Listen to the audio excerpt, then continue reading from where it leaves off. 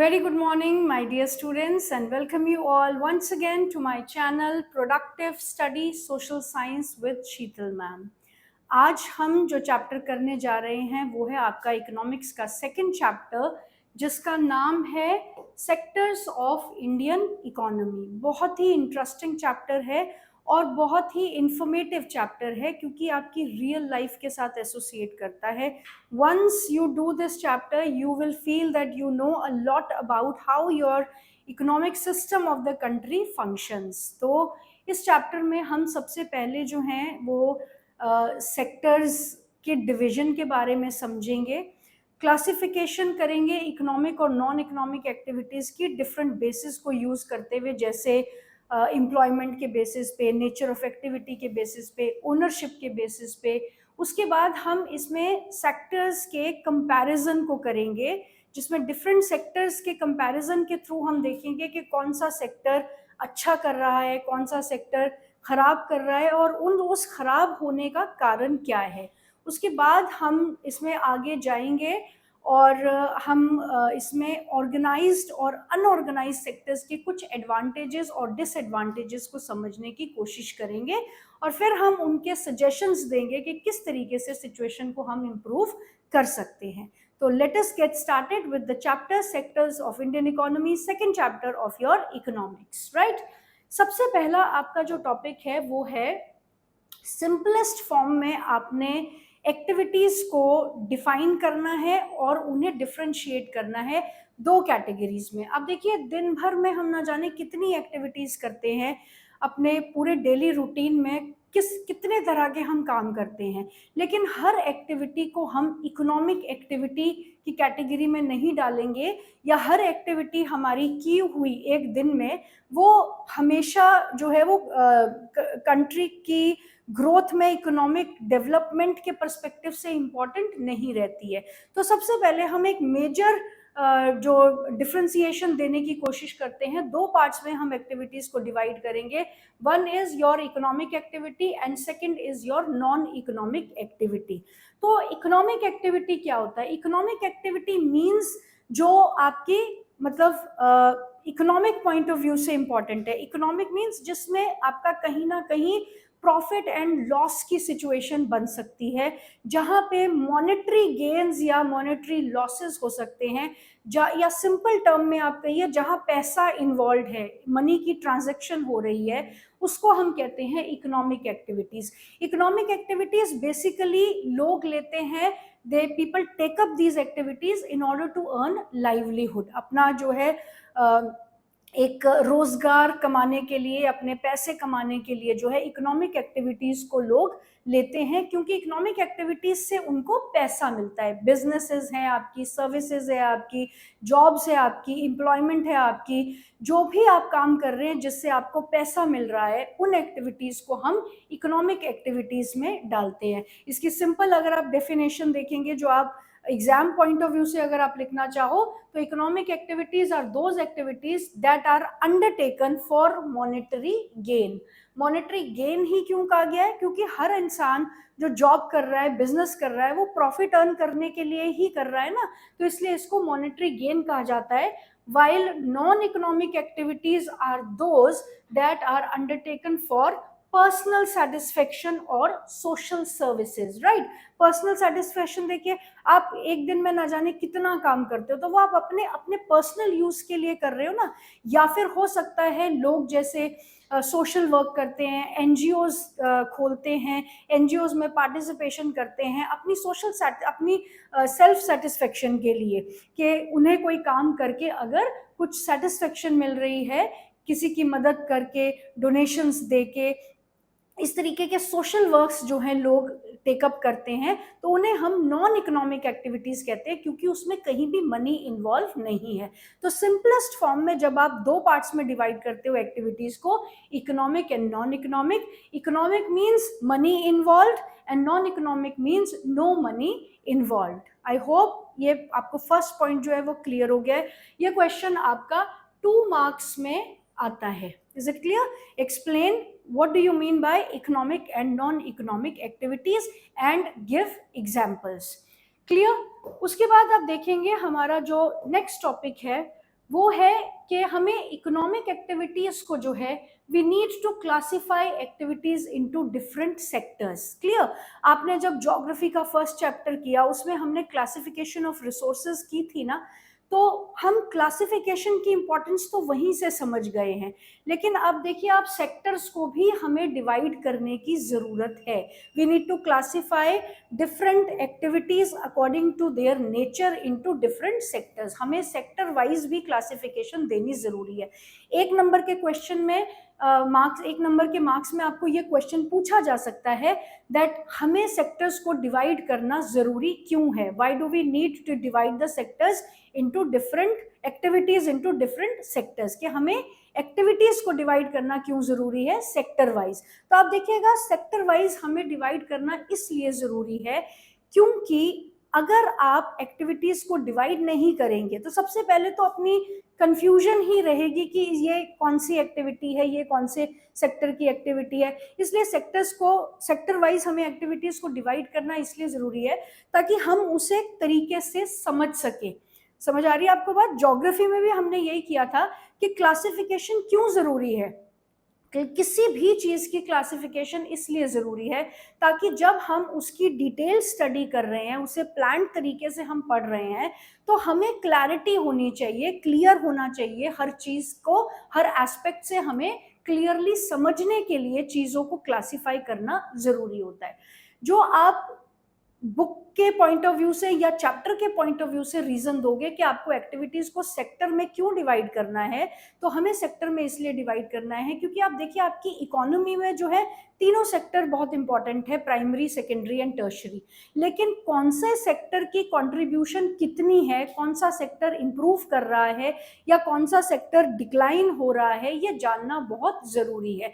इसलिए हम ये तभी कर पाएंगे जब हम एक्टिविटीज को उनके बेसिस पे, अलग अलग बेसिस पे हम सेक्टर में डिवाइड करेंगे। तो क्लासिफिकेशन ऑफ एक्टिविटीज जो हैं सेक्टर वाइज बहुत जरूरी है और ये क्लैरिटी देती है, आपके डेटा एनालिसिस में मदद करती है और ये क्लैरिटी देती है कि कौन सा सेक्टर आपकी किस डायरेक्शन में मूव कर रहा है, पॉजिटिवली मूव कर रहा है या नेगेटिवली मूव कर रहा है। Is it clear? अभी आप उसी एग्जाम्पल को भी यहाँ पे ले सकते हो जो मैंने आपको ज्योग्राफी के चैप्टर में दिया था कि अगर सारे टीचर्स एक जगह ग्राउंड में बिठा के बच्चों को पढ़ाएं तो वहां पर सारी क्लासेस इकट्ठी बैठी होगी, तो वहां कोई प्रोडक्टिव एक्टिविटी हो सकती है? नहीं हो सकती ना, क्योंकि कंफ्यूजन रहेगी, वहीं 10th भी पढ़ रही है, वहीं 2nd भी पढ़ रही है, वहीं 5th भी पढ़ रही है। इसलिए हम बच्चों को उनकी क्लासेस के अकॉर्डिंगली भेज के फिर टीचर्स उनको वहां पढ़ाते हैं ताकि वहां पे कुछ अच्छे तरीके से पढ़ाई हो सके। तो हमें भी जब एक्टिविटीज को क्लियरली समझना है तो हमें उन्हें क्लासिफाई करना बहुत जरूरी है। और सेकंड रीजन कि हमें सेक्टर की ग्रोथ या डिमिनिशिंग ट्रेंड्स को समझने के लिए सेक्टर्स को क्लासिफाई करना जरूरी है। तो अब हम नेक्स्ट में क्लासिफाई करना इन्हें शुरू करते हैं। जैसे हमने ज्योग्राफी में भी क्लासिफिकेशन के सबसे पहले बेसिस देखे थे, तो उसी तरीके से हम भी यहाँ पर एक्टिविटीज को भी हम कुछ बेसिस के बेसिस पे क्लासिफाई करेंगे। क्लियर? तो सबसे पहला बेस है आपका nature of activity. Nature of activity का मतलब है किस तरीके का काम वहां पर होता है। तो नेचर ऑफ एक्टिविटी के बेसिस पे आपके 3 मेजर सेक्टर्स होते हैं, प्राइमरी सेक्टर, सेकेंडरी सेक्टर और tertiary sector. Primary sector, secondary sector और टर्शरी सेक्टर। क्लियर? इसके अलावा 2 और सेक्टर्स होते हैं, क्वाटरनरी सेक्टर और क्वारनरी सेक्टर। प्राइमरी, सेकेंडरी, टर्शरी को ही हम इस चैप्टर में डील कर रहे हैं। तो सबसे पहला बेस है आपका nature of activities. On the basis of nature of activities, primary, secondary and tertiary sector. Clear? उसके बाद आप देखिएगा जो आपका नेक्स्ट बेस है आपका ओनरशिप के बेसिस पे। ओनरशिप का मतलब मालिकाना हक, किसका मालिकाना हक है उसमें। तो यहाँ पे 2 क्लासिफिकेशंस आती है आपकी, public and private. Public means जो गवर्नमेंट के अंडर रहता है, प्राइवेट मीन्स जो किसी एक इंडिविजुअल या ग्रुप ऑफ इंडिविजुअल्स के अंडर रहता है। जो कंपनीज जो भी काम गवर्नमेंट के अंडर रहेगा, गवर्नमेंट के रूल्स एंड रेगुलेशंस रहेंगे, प्रॉफिट मोटिव के लिए सोशल सर्विस के लिए किया जाएगा, वो पब्लिक कहलाता है। जो इंडिविजुअल या ग्रुप ऑफ इंडिविजुअल्स के अंडर आएगा और प्रॉफिट मोटिव यहाँ पर मेनली वर्क करता है, उसे कहते हैं प्राइवेट सेक्टर। क्लियर? नेक्स्ट आप क्लासिफिकेशन देखिए, आपकी नेक्स्ट क्लासिफिकेशन है on the basis of employment। on the basis of employment on the basis of employment में भी आपके दो तरह के ग्रुप्स आते हैं इसमें, organised group and unorganised group. Organised group क्या होता है, अनऑर्गेनाइज्ड ग्रुप क्या होता है, ये हम चैप्टर में जब आगे चलेंगे तो आपको डिटेल में इसके बारे में एक्सप्लेन किया जाएगा। फिलहाल आप सिर्फ क्लासिफिकेशन पे फोकस कीजिए, on the basis of employment, organised and unorganised sectors. Clear? Next अब हम ये जब आपको क्लियर हो गया, हमने कितने बेसिस किए हैं। सबसे पहले हमने किया nature of activity, primary sector, secondary sector, tertiary sector. उसके बाद हमने किया on the basis of ownership, private ownership and public enterprise, जो पब्लिक ओनरशिप होती है। एंड देन उसके बाद थर्ड बेस किया हमने on the basis of employment, that is organised and unorganised sector. ये आपकी तीन तरह की क्लासिफिकेशन है जो आप एक्टिविटीज को क्लासिफाई करने के लिए यूज करते हो, राइट? उसके बाद आपका, अब हम डिटेल में लेंगे हमारा सबसे पहला क्लासिफिकेशन जो कि है nature of activities. Nature of activities के बेसिस पे हमने तीन क्लासिफिकेशंस दी थी, प्राइमरी, सेकेंडरी एंड टर्शरी। अब सबसे पहला आप देखिए प्राइमरी सेक्टर, बहुत ही इंपॉर्टेंट सेक्टर है। प्राइमरी, प्राइमरी मींस बेस, जो आपके पूरे इकोनॉमिक स्ट्रक्चर को एक बेस प्रोवाइड कर रहा है, उसे हम कहते हैं प्राइमरी सेक्टर। प्राइमरी इसे क्यों कहा गया है? क्योंकि ये नेचर के ऊपर डायरेक्टली डिपेंडेंट है।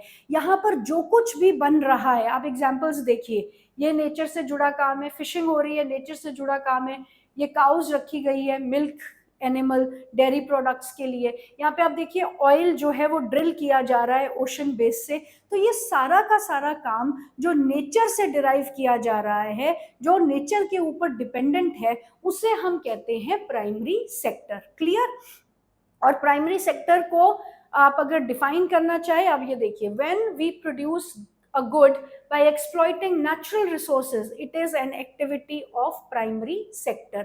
और इसको प्राइमरी क्यों कहा जा रहा है? Why primary? This is because it forms the base for all the other products that we subsequently make। आप जितने भी प्रोडक्ट्स बनाते हो, आपका, आप देखिएगा रॉ मटेरियल जो है, जो प्राइमरी सेक्टर की फाइनल प्रोडक्शन होगी, वो आपके दूसरे सेक्टर में as a raw material use किया जाता है। तो क्योंकि ये दूसरे सेक्टर्स को एक बेस प्रोवाइड करता है, इसलिए इसे प्राइमरी सेक्टर कहा जाता है। एंड वन मोर थिंग, एक और 1 मार्क का क्वेश्चन एक और आता है, what is another name of primary sector? तो आपके प्राइमरी सेक्टर का दूसरा नाम रहता है एग्रीकल्चर एंड रिलेटेड सेक्टर, क्योंकि मेनली यहाँ पे जो एक्टिविटीज है वो आपके एग्रीकल्चर से रिलेटेड है, इसलिए इसे एग्रीकल्चर एंड रिलेटेड सेक्टर कहा जाता है। आई होप आपको प्राइमरी सेक्टर क्लियर हो गया होगा। Let us move on to the next type of sector, that is, वो है आपका सेकेंडरी सेक्टर। पिक्चर्स देख के ही आपको पता चल रहा है कि हम सेकेंडरी सेक्टर में किस तरीके का काम करते हैं, राइट? इंडस्ट्रीज, फैक्ट्रीज, मैन्युफैक्चरिंग, जहाँ पे मशीन्स का यूज हो रहा है, जहाँ पे फैक्ट्री में काम हो रहा है, चाहे वो स्मॉल स्केल फैक्ट्री है, चाहे वो लार्ज स्केल फैक्ट्री है, चाहे वो मीडियम स्केल फैक्ट्री है, तो उसे हम कहते हैं सेकेंडरी सेक्टर। और आप वैसे भी देखिएगा सेकेंड लेवल पे ये आता है, प्राइमरी के बाद सेकेंड लेवल पे ये आता है, इसलिए इसे सेकेंडरी सेक्टर कहा जाता है। अब यहाँ पर क्या हो रहा है कि जितनी भी प्रोडक्शन आपकी एग्रीकल्चर सेक्टर में थी, वो यहाँ पे इस सेक्टर में उसे as a raw material use किया जाता है, और उस जो एग्रीकल्चर से नेचुरल प्रोडक्ट्स मिल रहे थे, उन नेचुरल प्रोडक्ट्स की फॉर्म को चेंज करने के लिए जब आपको मशीन्स की जरूरत पड़ती है, तो वो काम जो है सेकेंडरी सेक्टर में किया जाता है। अब आप देखिए, एक सिंपल एग्जांपल ले लेते हैं हम शुगर केन का।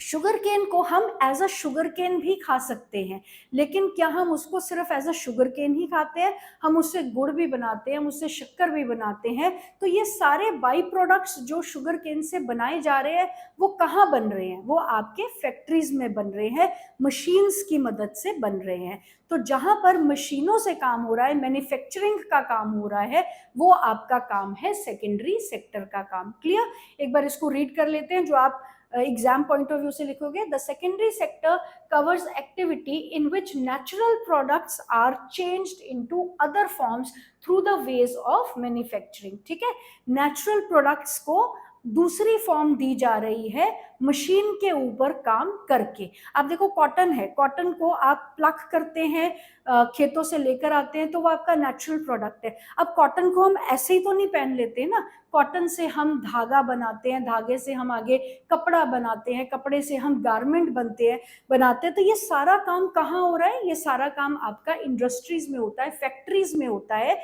और ये सारी फैक्ट्रीज, इंडस्ट्रीज जो है आपकी सेकेंडरी सेक्टर के अंडर आती है, जिसे कि हम ब्लू कॉलर कहते हैं। राइट? प्राइमरी सेक्टर आपका नेचर से जुड़ा है, सेकेंडरी सेक्टर जो है वो आपका मशीन्स से जुड़ा हुआ है, और यहाँ पर काम करने वालों को ब्लू कॉलर वर्कर्स कहते हैं। क्लियर?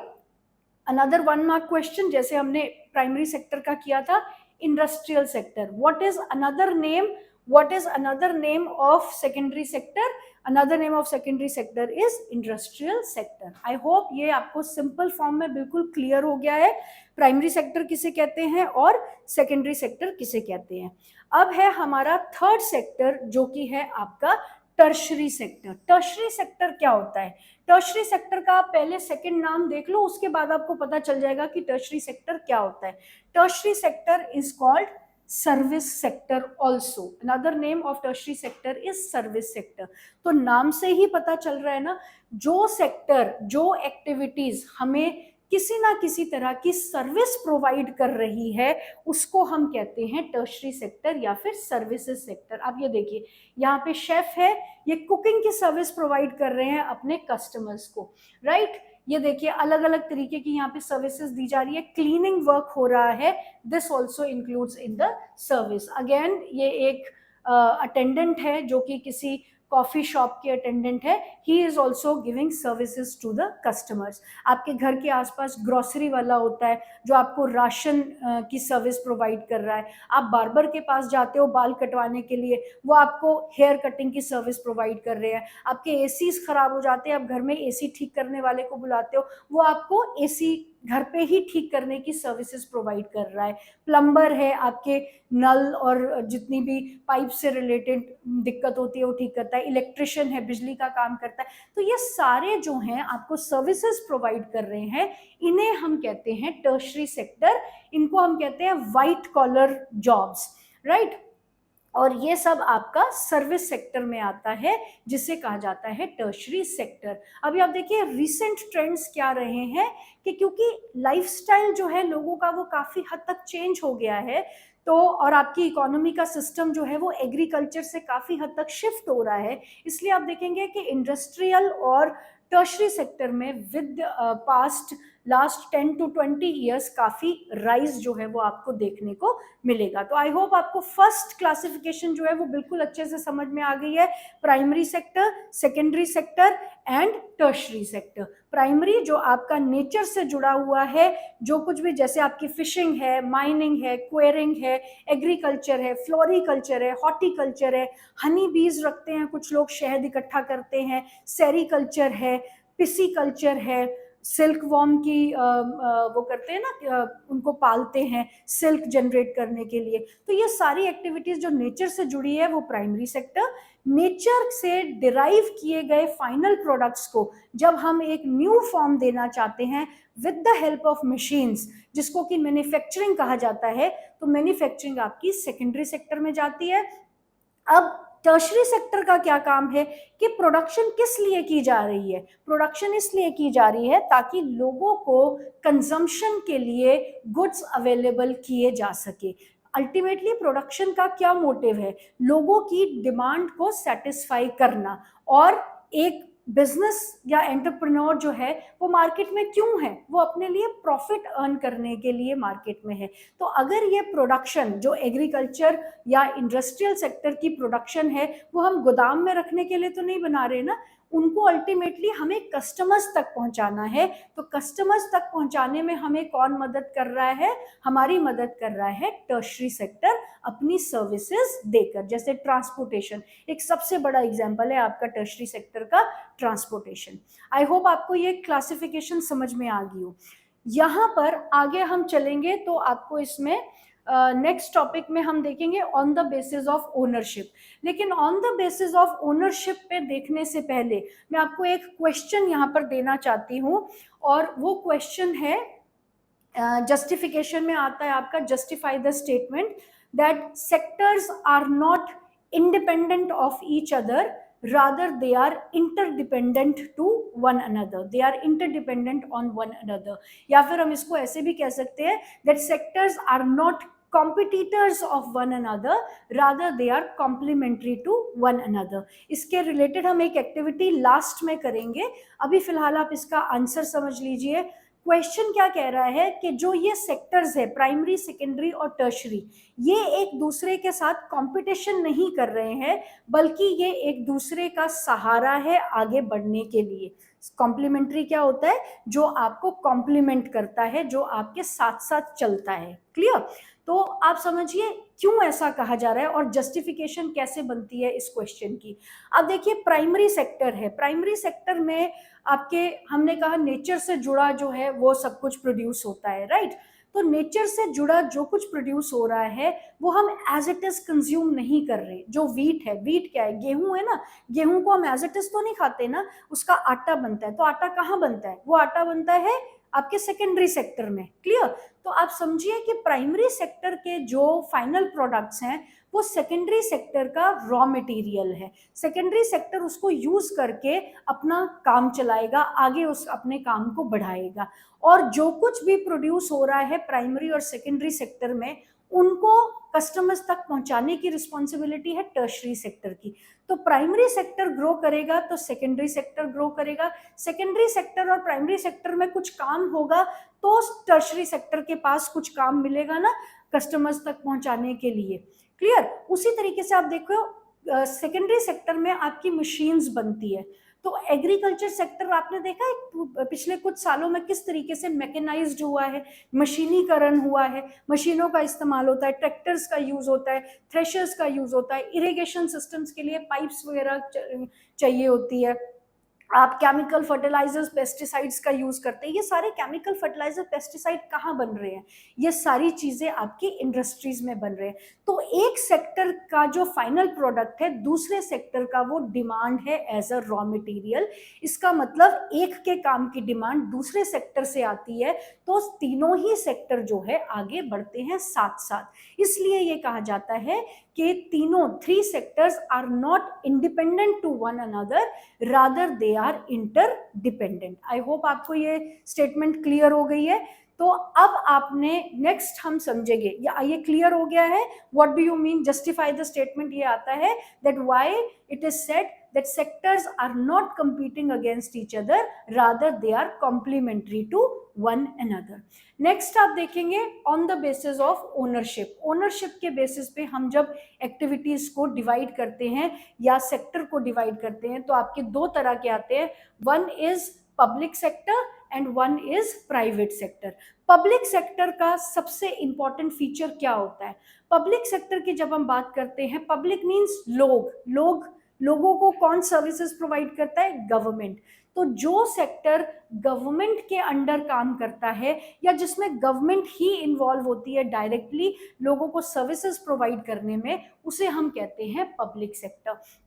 और पब्लिक सेक्टर का जो मेन मोटिव है वो है सर्विसेज प्रोवाइड करना अपने लोगों को, चाहे वो गरीब है चाहे वो अमीर है, irrespective of the fact facilities provide करना अपनी कंट्री के लोगों को, ये पब्लिक सेक्टर का सबसे बड़ा मकसद रहता है। इस तरीके से अपनी कंट्री को वो डेवलप भी करते हैं। क्लियर। अब आप देखिएगा गवर्नमेंट सेक्टर का क्या है, पब्लिक सेक्टर किसके अंडर है, गवर्नमेंट के अंडर। गवर्नमेंट क्या कर रही है, गवर्नमेंट सर्विसेज प्रोवाइड कर रही है। किस तरीके की सर्विसेज प्रोवाइड कर रही है, डिफेंस से रिलेटेड, लॉ से रिलेटेड, एजुकेशन से रिलेटेड, पब्लिक वेलफेयर से रिलेटेड, हेल्थ से रिलेटेड, ये सारी ही चीजें जो है पब्लिक सेक्टर में आती है और गवर्नमेंट इनको प्रोवाइड करती है। क्यों प्रोवाइड करती है वो हम बाद में करेंगे, क्योंकि इसका एक अलग क्वेश्चन है, that why certain activities need to be under public sector, वो हम बाद में करेंगे। आई होप आपको पब्लिक सेक्टर है जो वो क्लियर हो गया है। Public sector consist of businesses that are owned and controlled by the government of the country. The ownership and control of the center or state government in these organizations are either complete or partial, but it still holds the majority of stake and makes every single decision regarding running of the entity. कि business को किस तरीके से चलाया जाएगा, क्या rules and regulations रहेंगे, profit यहाँ पे मोटिव नहीं है, सोशल सर्विस यहाँ पे मोटिव है। इसलिए ये सोशल सर्विस जैसा काम तो सरकार ही कर सकती है ना, क्योंकि प्राइवेट वाले तो सिर्फ प्रॉफिट से गवर्नड होते हैं। तो ये आपका पब्लिक सेक्टर कहलाता है। अब यहाँ पे एक वर्ड कहा गया है कि या तो कंप्लीट ओनरशिप होती है या पार्शियल ओनरशिप होती है। ये केस आता है जहां पे जॉइंट वेंचर्स होते हैं पब्लिक और प्राइवेट की रेफरेंस में। आई होप आपको क्लियर हो गया है। नेक्स्ट आपका जो क्लासिफिकेशन है वो है आपकी private sector. Private sector public sector का ऑपोजिट है। प्राइवेट सेक्टर में क्या होता है, देखिए, the private sector is the part of economy that is run by individual and the businesses for the profit and is not controlled by the state. It includes all for-profit companies that are not owned or operated by the government. Private sector में big companies भी आती है, big corporate sectors आते हैं जैसे अंबानीज है और अदानीज है। Then small and medium businesses भी आते हैं जो कॉमन लोग होते हैं, छोटी छोटी इंडस्ट्रीज फैक्ट्रीज लगाते हैं, कॉटेज इंडस्ट्री भी होती है, स्मॉल स्केल इंडस्ट्री होती है जो इन्वेस्टमेंट के बेसिस पे वेरी करती है। कहीं 25 लाख की इन्वेस्टमेंट होती है, कहीं 1 करोड़ की इन्वेस्टमेंट होती है। इससे बड़े जितनी भी इन्वेस्टमेंट होती है वो फिर बिग बिजनेसेस में आती है। उसके अलावा आपकी सिंगल ओनरशिप, जहाँ पे सिर्फ एक इंडिविजुअल ओनर है, I am the owner of this business, तो ये मेरा अकेले का वेंचर रहेगा। उसके बाद आप देखिए partnership, 2 people are coming together, हम दोनों ने म्यूचुअली डिसाइड किया है मैं इतना इन्वेस्ट करूं, आप इतना इन्वेस्ट करो और हम एक बिजनेस स्टार्ट करते हैं। And then joint ventures, joint ventures 2 individuals के बीच में भी हो सकते हैं, 2 बड़े बिजनेस हाउसेस जब इकट्ठे आते हैं, कोलैबोरेट करते हैं, या फिर पब्लिक और प्राइवेट एंटरप्राइजेस के बीच में भी जॉइंट वेंचर्स हो सकते हैं। उसमें डिसाइड किया जाता है कि कितनी इन्वेस्टमेंट कौन करेगा और फिर उस रेशो के अकॉर्डिंगली जितनी जिसकी ज़्यादा इन्वेस्टमेंट रहेगी वो उसका उतना ही स्ट्रॉन्ग कंट्रोल रहता है बिजनेस के ऊपर। आई होप आपको यहाँ तक क्लियर हो गया है public sector and private sector on the basis of ownership. Next आप देखिएगा हमारी जो नेक्स्ट बेस है वो है आपका एम्प्लॉयमेंट का base. On the basis of employment हम 2 पार्ट्स में डिवाइड करते हैं, organized sector and unorganised sector. नाम से ही पता चल रहा है ना, आपने 3rd चैप्टर में भी अभी इसके बारे में समझना है, फॉर्मल और इनफॉर्मल, तो कहीं ना कहीं उसी से मैचिंग है ये organised and unorganised sector. Organised sector एक तरह से ऑर्गेनाइज्ड क्या होगा, जो गवर्नमेंट के बेसिस पे चल रहा है वो ऑर्गेनाइज्ड ही होगा ना, और जो एक प्राइवेट इंडिविजुअल की मर्जी से चल रहा है तो वहां तो उसकी मर्जी चलेगी, तो वो अनऑर्गेनाइज्ड होगा।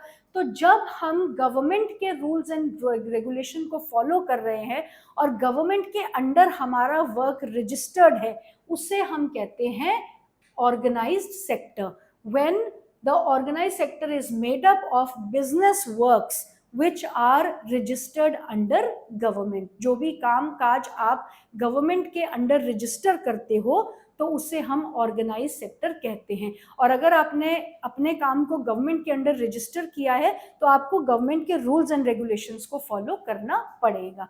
क्लियर। ये इनके जो कुछ फीचर्स है बिजनेसेस के, ये बड़े होते हैं, लार्ज होते हैं, और इसमें इन्वेस्टमेंट, कैपिटल इन्वेस्टमेंट भी जो है वो ज़्यादा होती है। Unorganized sector and they tend to be more efficient and productive. Clear. जब आप ऑर्गेनाइज तरीके से काम करेंगे तो एफिशिएंसी और प्रोडक्टिविटी तो अपने आप आती ही आती है। गवर्नमेंट एम्प्लॉयज़, जितने भी आपके गवर्नमेंट जॉब्स में काम करने वाले हैं वो ऑर्गेनाइज सेक्टर के एम्प्लॉयज़ होते हैं। बैंक से आपके, इंडस्ट्रियल वर्कर्स है आपके, गवर्नमेंट स्कूल एंड कॉलेजेस है आपके, ये सारे के सारे आपके ऑर्गेनाइज सेक्टर के एग्जाम्पल्स हैं। तो जो गवर्नमेंट रूल्स एंड रेगुलेशंस के अकॉर्डिंगली चलते हैं उन्हें हम ऑर्गेनाइज्ड सेक्टर कहते हैं। नेक्स्ट है आपका unorganized sector. As against organized sector, unorganized sector उसका ऑपोजिट हो जाता है, is that is not established by the government and lacks the formal structure and regulation।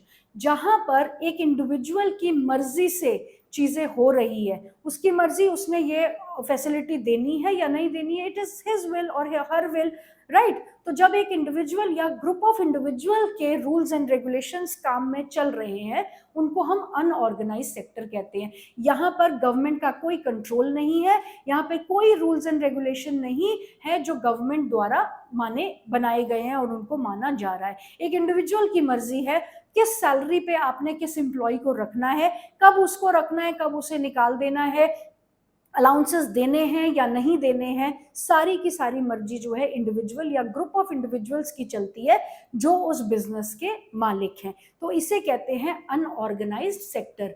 Workers in the unorganized sector often lack legal protection. इनको किसी तरीके की legal protection नहीं दी जाती।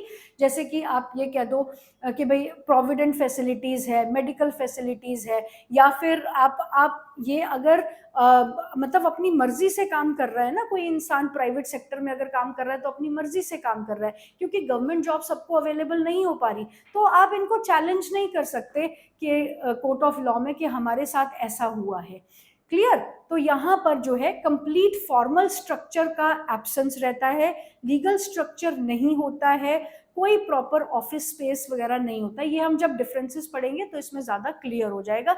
अभी आप ये समझो कि जो चीज़ें गवर्नमेंट के अंडर नहीं आ रही और जिन बिजनेसेस में गवर्नमेंट के रूल्स एंड रेगुलेशंस नहीं चल रहे हैं उन्हें हम कहते हैं अनऑर्गेनाइज्ड सेक्टर। अब आप जैसे इसमें देखिए आप कौन कौन लोग आते हैं, small scale enterprises, self employed individuals, street vendors, ये जो आपकी गलियों में आते हैं ना सब्जियां बेचने वाले, ये लोग अनऑर्गेनाइज सेक्टर वर्कर्स है।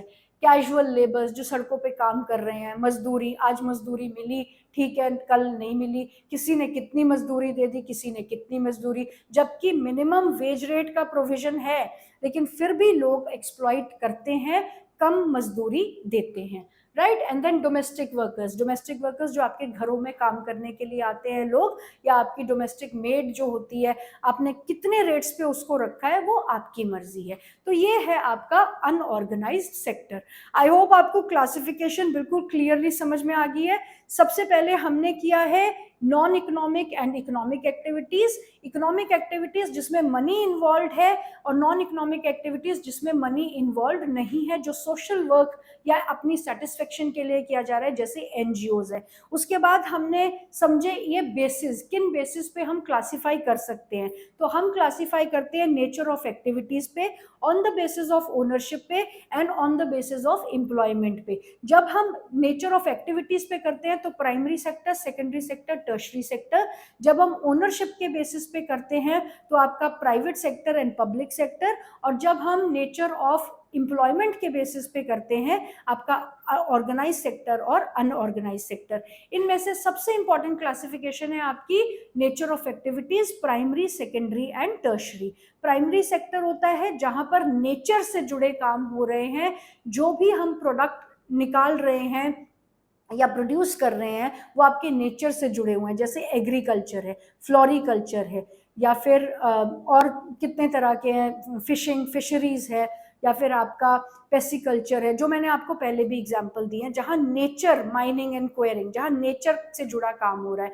जब हम नेचर से जुड़े प्रोडक्ट्स की फॉर्म को चेंज करना चाहते हैं, मशीन्स का इस्तेमाल करके मैन्युफैक्चरिंग कर रहे हैं, तो वहां पर आपकी फैक्ट्रीज और इंडस्ट्रीज आ जाती है, वो आपका सेकेंडरी सेक्टर। और जब इन दोनों सेक्टर्स के बनाए हुए प्रोडक्ट्स को हमें कस्टमर तक पहुंचाना है, वहां पर आपकी मदद करता है टर्शरी सेक्टर। तो तीन सेक्टर, प्राइमरी सेक्टर को एग्रीकल्चर सेक्टर भी कहते हैं, सेकेंडरी सेक्टर को इंडस्ट्रियल सेक्टर भी कहते हैं और टर्शरी सेक्टर को सर्विस सेक्टर भी कहते हैं। तो ये था हमारा first part of the video. अब हम मिलेंगे नेक्स्ट वीडियो में विद द नेक्स्ट टॉपिक्स।